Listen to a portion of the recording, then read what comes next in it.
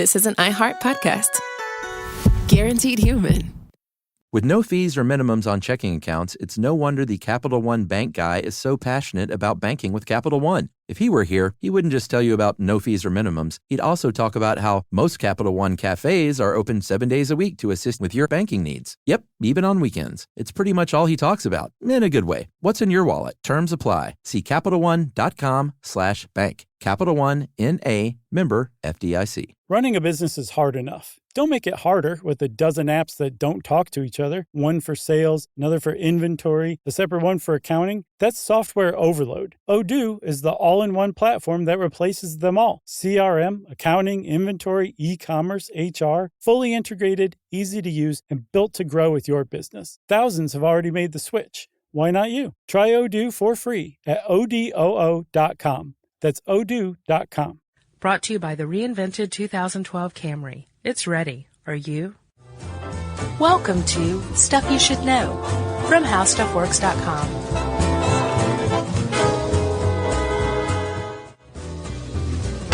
Hey, and welcome to the podcast. I'm Josh Clark. With me, as always, is Charles W. Chuck Bryant, and that makes this Stuff You Should Know. The podcast. For now. What kind of intro? I was kind of curious. And to those of you out there, I often sit with bated breath. Not often, always. And think, what's Josh got for me? Wow. I wish you hadn't just built that up, because it's not really a particularly special. It's okay. We've done 320 plus of these, and I'd say 300 or more of them have been very interesting. That many, huh? Sure. Oh, well, then to heck with it. I'm just going to wrap on this one, okay? All right. Chuck, you remember when we went to Flip Burger? Yeah. Okay, so Richard Blaze. Yes, Richard Blaze.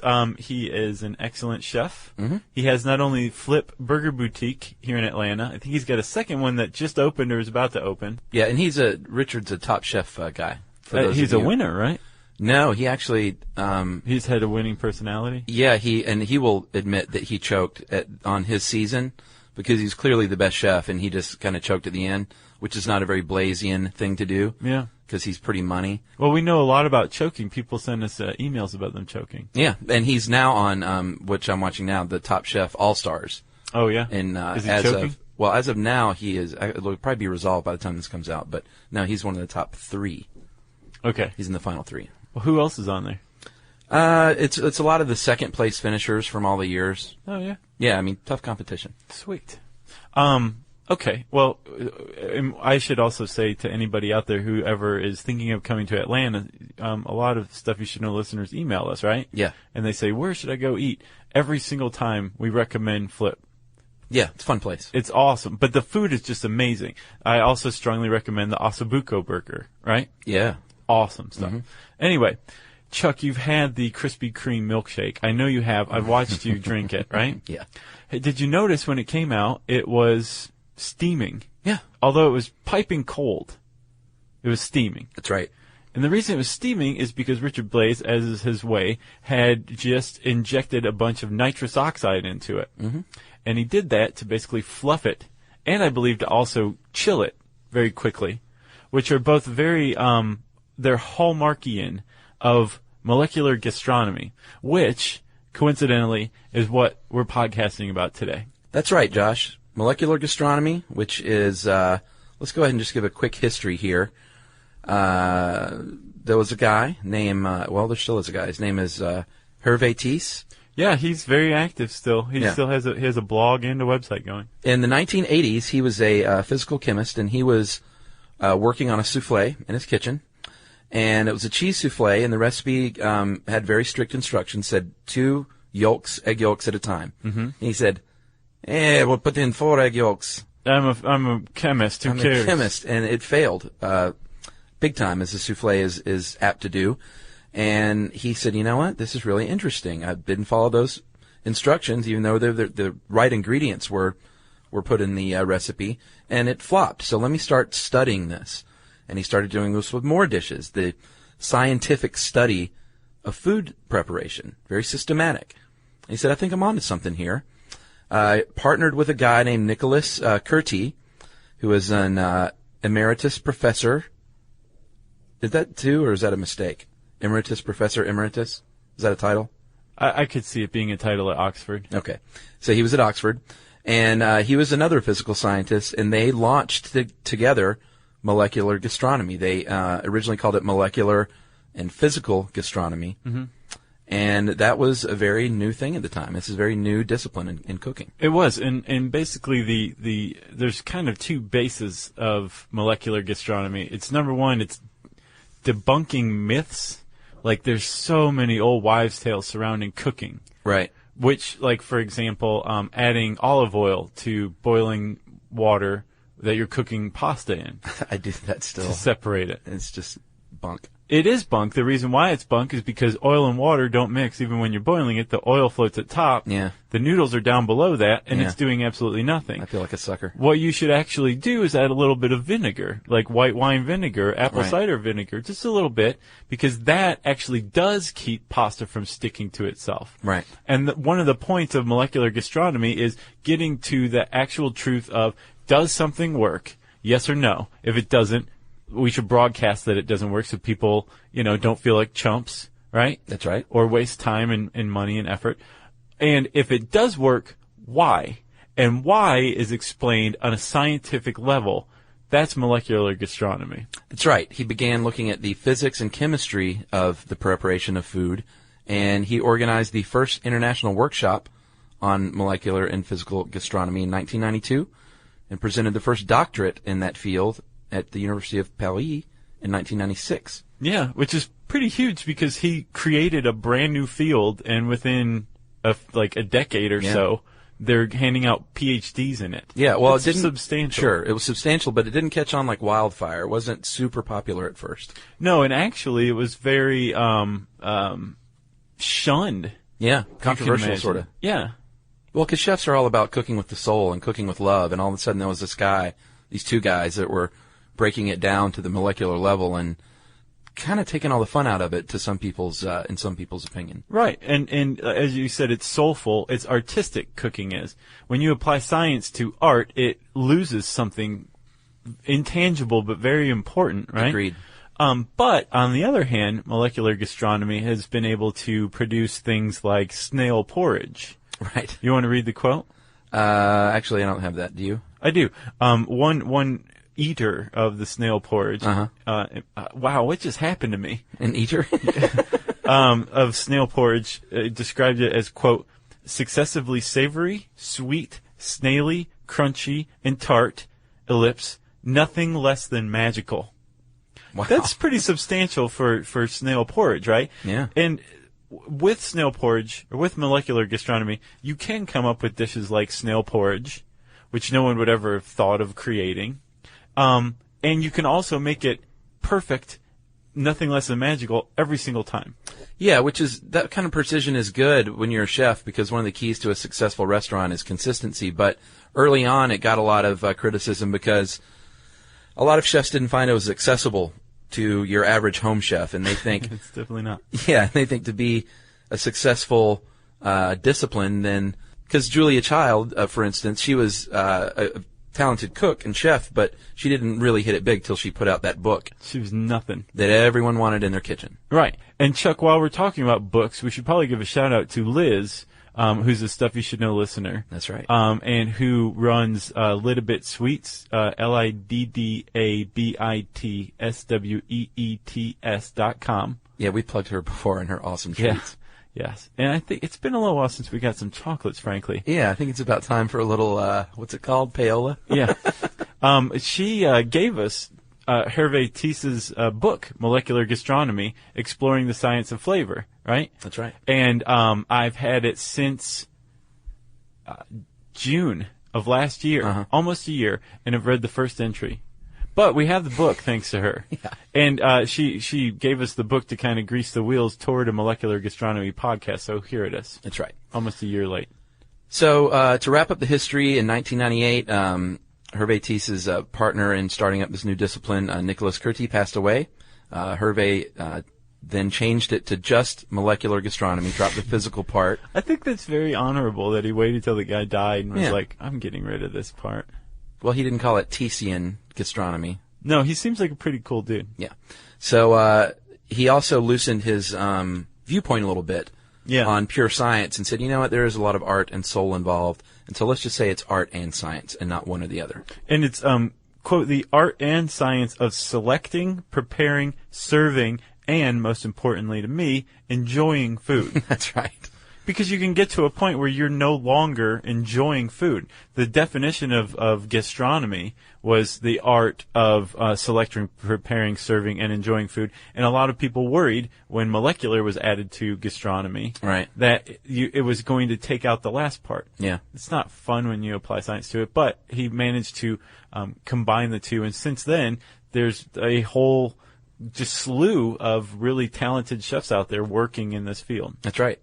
And it's delicious food, too. I mean, it looks funny and looks interesting and different, but it's also yummy. It wouldn't be around at $50 a plate if it wasn't yummy. Right. Just because you can make a cube out of mayonnaise doesn't mean people are going to eat it. It's still got to taste like good, mayonnaise. Right. And if you're going to call something snail porridge because it's made out of snail, it better taste good. Whose was that? Nothing less than magic. Do you know whose recipe that was? I don't. Was it Wiley Dufresne? I don't know. I know you're a big fan of his, aren't you? Yeah, and I haven't been to WD-50, but next time we're in New York, dude, we should go. Okay. For sure. Okay. He makes I sent you that link, the ice cream bagels. Yeah. It's amazing. And it look like little bagel halves, but they're bagel flavored ice cream made into the shape of a bagel and then dusted with like an airbrush. Yeah. To give it the shading of an appearance of being toasted. It's pretty crazy. Something. All right, so let's talk. It was Heston Blumenthal. Oh, okay. Was the snail porridge. Nice. All right, let's talk chemistry for a second. If you're a chemist, you're going to classify matter into one of three things. It's going to be an element, a compound, or a mixture. Element can't be broken down any further because it's an element. It's like oxygen or hydrogen. Sure. Compound is, let's say, oxygen and hydrogen, H2O, or water, maybe salt. It's a compound, and they are actually chemically combined, but they have properties that are separate and distinct from their components, That's from right. their constituents, right? Right. And then you have a mixture, which is when you combine substances that are not held together chemically, and they can be separated by physical means, like filtering something. Right.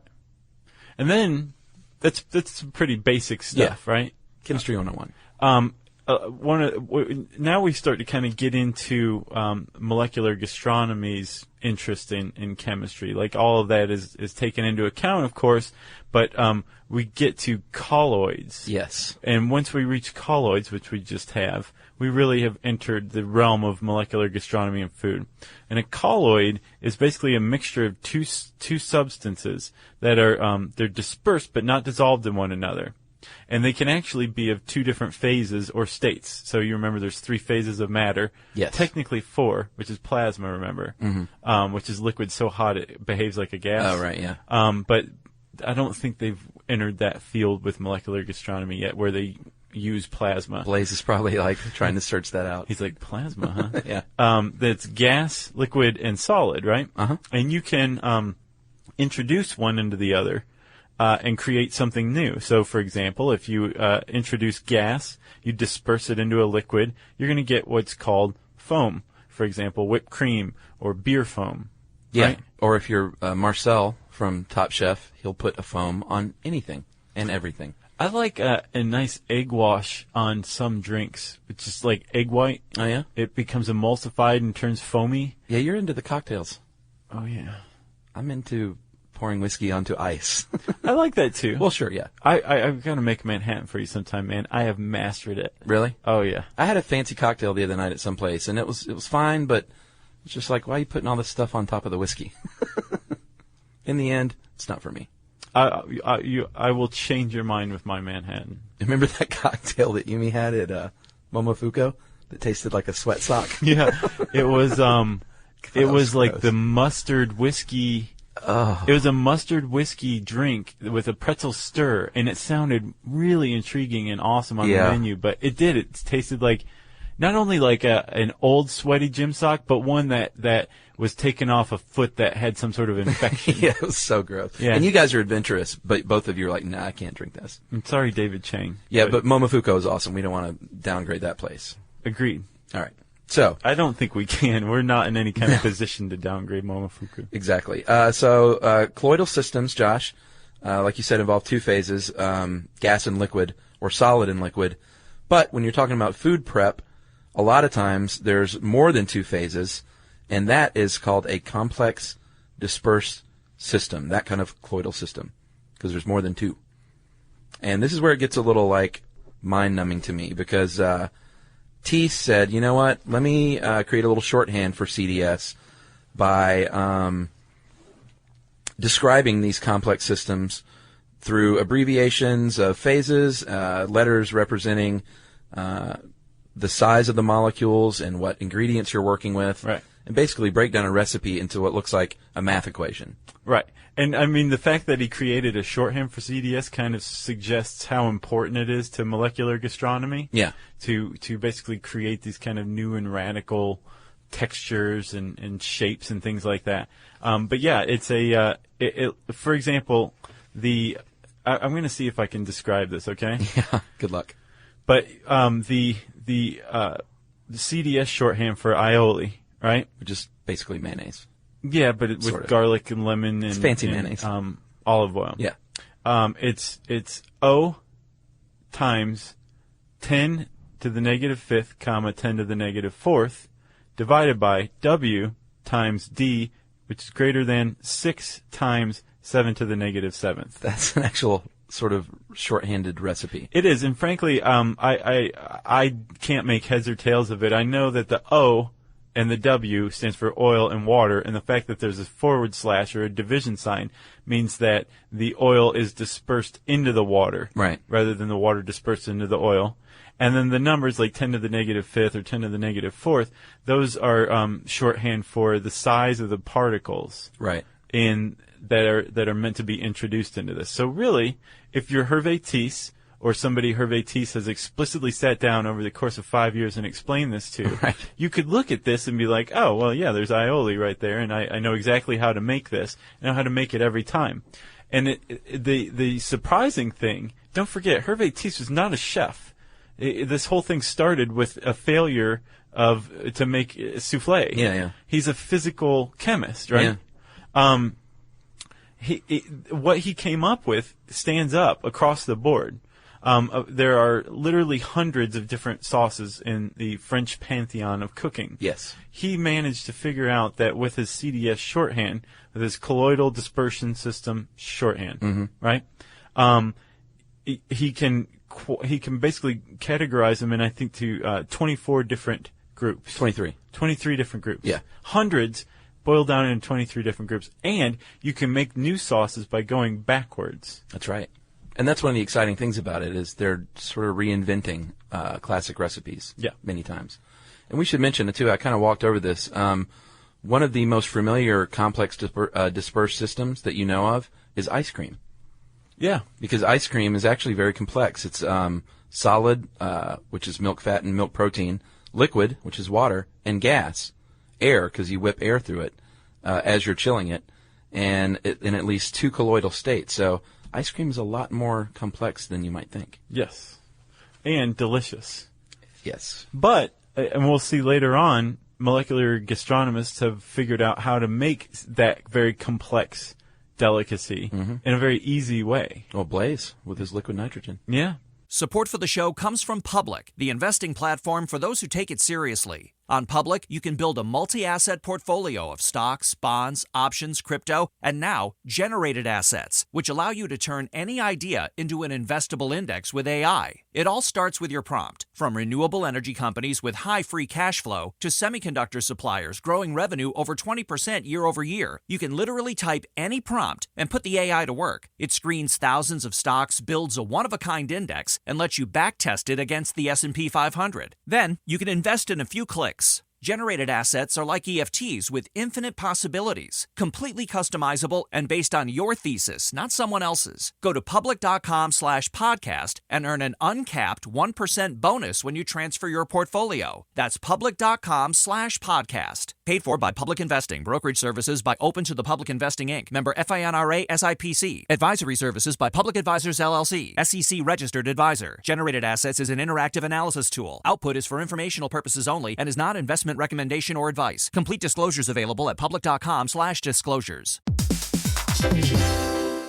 Hey everybody, get this. LinkedIn has grown to a network of over 1 billion professionals and 130 million decision makers. And that's where it stands apart from other ad buys. Yeah, for sure. You can target your buyers by job title, industry, company, role, seniority, skills, even company revenue, so you can stop wasting budget on the wrong audience. Yep, that's why LinkedIn Ads generates the highest B2B ROAS of all online ad networks. Seriously, all of them. And get this, if you spend $250 on your first campaign on LinkedIn Ads, you get a free $250 credit for the next one. Just go to linkedin.com/SYSK. That's linkedin.com/SYSK. Terms and conditions apply.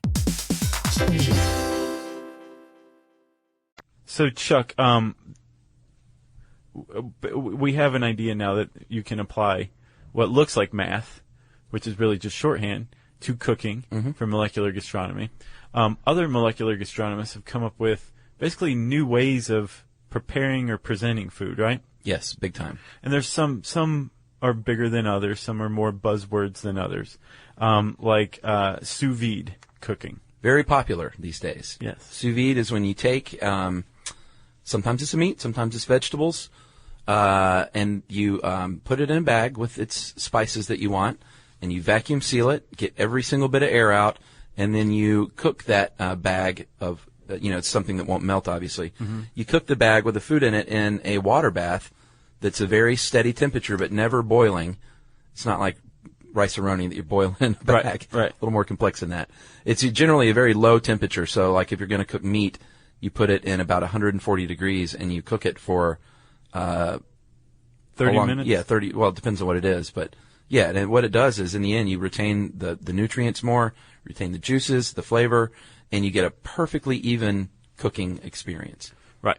And take it out and you flash fry it on both sides to sear it real nice. Well, not flash fry, sear it. And you've just basically made a steak as per molecular gastronomy. Yeah, I like your recipe better though. It's been working for you? Oh yeah. It's nice. Although I do want to try the sous vide. It's just a little pricey to get into. Yeah, because really you need a vacuum sealer. And a water oven, technically. I mean, I guess you could do it on the stove, but the whole key to sous vide is having a really, really precise, consistent temperature. Yeah. And unless you're really good on your gas range, you're probably not going to be able to do that with just a pot and water. That is correct. What about spherification? Technically, you can do this with just a normal pot of water, right? Yeah, tell me about that. So spherification is basically a way of presenting food and kind of turning mundane stuff into delicious little balls of food. Yeah. That kind of explode in your mouth, right? Yeah, it's got liquid. It's like, remember that gum that you used to chew that had the liquid center? Mm-hmm. Freshen up? Yeah, freshen up. Yeah. That stuff's still around, and it's awesome. Oh, is it? The blue peppermint kind? Oh, it's good? Yes. So basically, spherification is taking it's a gelling reaction between calcium chloride and alginate. And alginate is this gum-like substance that's extracted from seaweed. Yeah. Okay? So you take the calcium chloride to make olive spheres, right? Take olive juice, calcium chloride, and I'm not giving any amounts. Right. Which is very important. Oh, yeah. Like specific amounts. But I'm just giving you a rough idea. You take olive juice and calcium chloride, you mix it together, right? You take alginate and you mix it with water. You allow it to sit overnight. Let the air bubbles rise to the surface and escape, right? And then the next day you make little tiny balls out of the calcium chloride and olive juice mixtures, and then very delicately drop it into the alginate blend of water. Yeah. And a chemical reaction happens, right? Apparently, long-chain alginate polymers become linked because of the calcium chloride ions, right? A gel is formed. Because you introduce them as little balls, they turn into little gel balls of olive taste. Yeah. And you take them out. No, you drain them, put them in a cold water bath, and then after that they're set, and you can pop them in your mouth. Yeah, or serve them like caviar. I know one recipe that they had in here was for someone that takes apple juice and makes little caviar apple, basically. Yeah. That you would probably spoon that on top of some sort of other dish, and all of a sudden these flavors are bursting in your mouth as you bite into it, and it's just an experience. It is. So I guess at this point, molecular gastronomy is food done ridiculous. Yeah. Yeah. They can flash freeze. That's a big popular thing. They have something now called the anti-griddle, and I've seen Blaze use this too. It's basically cold cooking.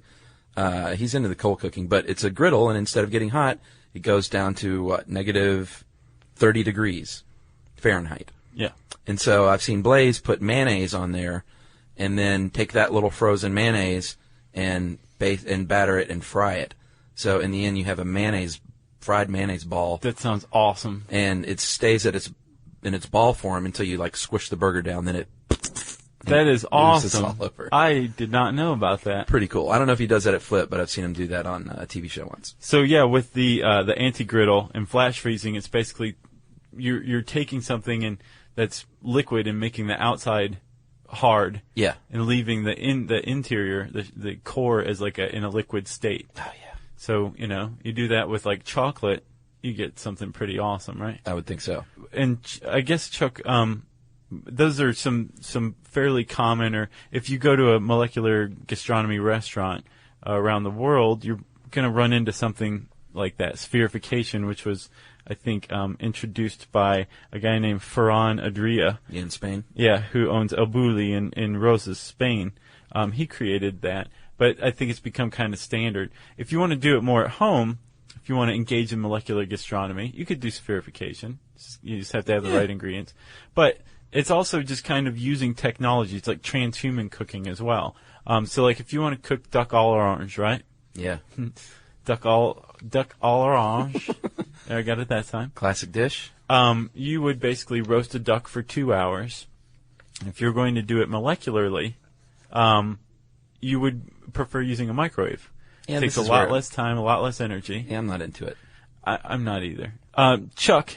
Josh. There are some tools. We said one of the great criticisms of molecular gastronomy is this isn't something that most people can do in their kitchen, which is, that's part of cooking. That's what makes cooking soulful. You do it at home. There's a very special room in your house that you cook in. And you teach your kids or your grandkids, and it's a family bonding. It's exactly. But a lot of the stuff we've just talked about, you can't necessarily do in your kitchen, or can you? The answer, you can. You can go out and buy an anti-griddle, right? Yeah, sure. This is something you could have stored in your kitchen. I think they're about $1,200. Okay, so if you were wealthy, you could go out and buy an anti-griddle. Yeah, you can get a water oven for a few hundred and a good vacuum sealer for about $1.50. Yep. So all in on the sous vide, $500 or less. You can do that. It's not too bad. Yeah. The hypodermic syringe isn't very expensive. You can go down to your local free clinic and pose as a junkie, and they'll give you a bunch of them for free. Yeah, I actually use those. They have like the cooking syringes. Yeah. To inject meats. Yeah, inject meats with marinades. Yeah. Or if you want to do make the little apple caviar, this is good to have. It's also very good for extracting egg white from egg yolk. Yeah. There's a very famous picture that appears in this article of a cracked egg and a syringe dipping into it. That's like the visual icon for molecular gastronomy. That was it. Yeah. A vacuum machine is very important for sous vide cooking, right? Yeah, can't let any water in there. It's got to be sealed tight. And then there's the GastroVac, which is kind of like an all-in-one utility for cooking molecularly. It's about $5,000. Yeah, so it's, what is it, a crock pot, vacuum pump, and a heating plate all in one. Yeah. Not bad. And then you got liquid nitrogen, which is what Blaze loves to work with. Right, and we were talking about making ice cream actually easier and creating a colloidal system. You can, say, follow any recipe for ice cream, and you get the ice cream mixture already. But before you get to the step of actually processing it, you just pour in some liquid nitrogen, and you stir it, and bada boom, bada bing, you have just created ice cream. It's pretty cool. Yeah. Another thing I've seen Blaze do is to get, like on a very large serving plate, he'll have a very small, like, let's say, almost like an amuse-bouche, like literally one bite. And then he'll have spices sprinkled on the plate, and at the table they will pour some liquid nitrogen onto the plate, and it starts it's like something out of the abyss. It stays together, and it starts like dancing all over the plate and collecting the spice. And so it's a clear, looks like vodka or something. Right. But it's vodka sailing all over your plate until it's collected all the spice into its little sphere. That is awesome. It's very cool. That is very. Where was that? I saw a YouTube of it. Nice. Yeah, Blaze has done it. Okay. Very inventive guy. And he lives, we should have had him in here, actually. He wouldn't have come in here. We could probably get in touch with him. All right. Well, Richard Blaze, if you're out there and you have a time machine, get in touch with us because we'd like to have you on this I see him episode. walking his dog and his kid all the time over by Does he live in Edgewood. Decatur? No, I saw him over near the Edgewood shopping center there. Okay. Say hi. Say hi from me next time. Hey, Blaze. Be like, hey, do that thing with that liquid nitrogen thing you do. Yeah, exactly. That dang old goat fell over. That's it? You got anything else, Chuck? Well, we should say that if liquid nitrogen seems odd, it's really, Blaze likens it to deep frying, except it's cold frying. I'm glad you brought that up. There is a lot of criticism to molecular gastronomy. There's also a lot of explanation to it too, like that, right? Mm-hmm. Herve This once said, or he pointed out, that you can cook an egg by adding heat to it. Yeah. You can also achieve the same end by adding alcohol to it. Oh, really? Yeah. So, what's the problem? Mm-hmm. Especially if you can change the flavor, create like something new by adding alcohol rather than just cooking. Right. I think molecular gastronomists kind of think that people who have a problem with it are just kind of looking at it the wrong way. Like you're still achieving the same end, you're just using a different process or different means, right? I think it's cool. I wouldn't want to eat it's expensive for one. If you go to one of these restaurants, you're going to drop some serious cash. That is true. But, I'm kind of a classicist as well. No, you're not. You're egalitarian. I don't want no emulsifiers in my food. Oh, so you're classist upward, not downward. No, I don't mean a classicist. I mean a classic. Gotcha. I'm into the classics. Well, you went right from like very expensive meals into class. Yeah, I didn't realize you were sorry. And what's sad is you said it correctly. I just assumed you meant classist. No. Yeah. Support for the show comes from Public, the investing platform for those who take it seriously. On Public, you can build a multi-asset portfolio of stocks, bonds, options, crypto, and now generated assets, which allow you to turn any idea into an investable index with AI. It all starts with your prompt, from renewable energy companies with high free cash flow to semiconductor suppliers growing revenue over 20% year over year. You can literally type any prompt and put the AI to work. It screens thousands of stocks, builds a one-of-a-kind index, and lets you backtest it against the S&P 500. Then, you can invest in a few clicks.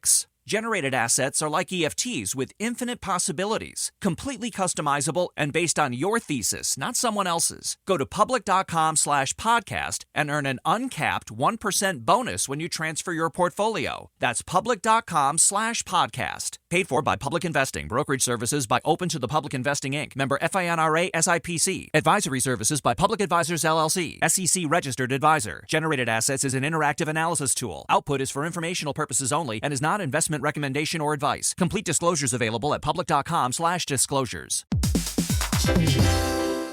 Hey everybody, get this. LinkedIn has grown to a network of over 1 billion professionals and 130 million decision makers. And that's where it stands apart from other ad buys. Yeah, for sure. You can target your buyers by job title, industry, company, role, seniority, skills, even company revenue, so you can stop wasting budget on the wrong audience. Yep, that's why LinkedIn Ads generates the highest B2B ROAS of all online ad networks. Seriously, all of them. And get this, if you spend $250 on your first campaign on LinkedIn Ads, you get a free $250 credit for the next one. Just go to linkedin.com/SYSK. That's linkedin.com/SYSK. Terms and conditions apply. I'm all confused now. Yeah, me too. So that's it for molecular gastronomy. If you want to learn more, including a list of some of the churches of molecular gastronomy around the world, you can type in molecular gastronomy in the handy search bar at howstuffworks.com, and it'll pull up a great article. And now, of course, we've just traipsed innocently into the forest of listener mail. That's right, Josh, and this is a sad one. No jokes on this one. Because we have lost a listener, sadly. And her friend Amanda wrote us to tell us about it. Hi, guys, and Jerry. Hope you're keeping well. I am unfortunately the bearer of bad news. One of Stuff You Should Know's biggest fans, Lynn Volos, passed away from a particularly virulent cancer a few days ago. And I think we got this letter last week, so mid-March. My friendship with Lynn epitomized all that is new in this century. I was a full-time student with no money, needed some entertainment in the evenings in early 2001, and I had just read a book that delighted me. The publisher set up a message board, so off I went and joined a rabble-rousing community of women from all over the world. Lynn was one of the first to welcome me, and in the ensuing decade would often give me the keys to the bus, so to speak, when she was away or indisposed to keep the peace. Because, you see, Lynn was a peacemaker. She must have seen in me a glimmer of her ability to relax frayed nerves, bring people together in crisis and joy, and be a center of calm and still water during many of the storms we have weathered individually and as a community. Lynn lived a life that I doubt many of us could imagine. She discovered her true self later in life and moved from the deep south to the northeast to be with her darling Nikki, facing hardships from the life to which she had given so much. Lynn gave more as a mother to Jessica and Becca, a beloved auntie, as a caregiver to seniors and special needs kids, and to her wonderful animals that gave her so much happiness. Just a short time ago, Lynn was diagnosed with cancer, and with the bravest of faces, she fought on until she could no longer. I never met Lynn in life, actually, but I cannot imagine the last 10 years of my life without her in it.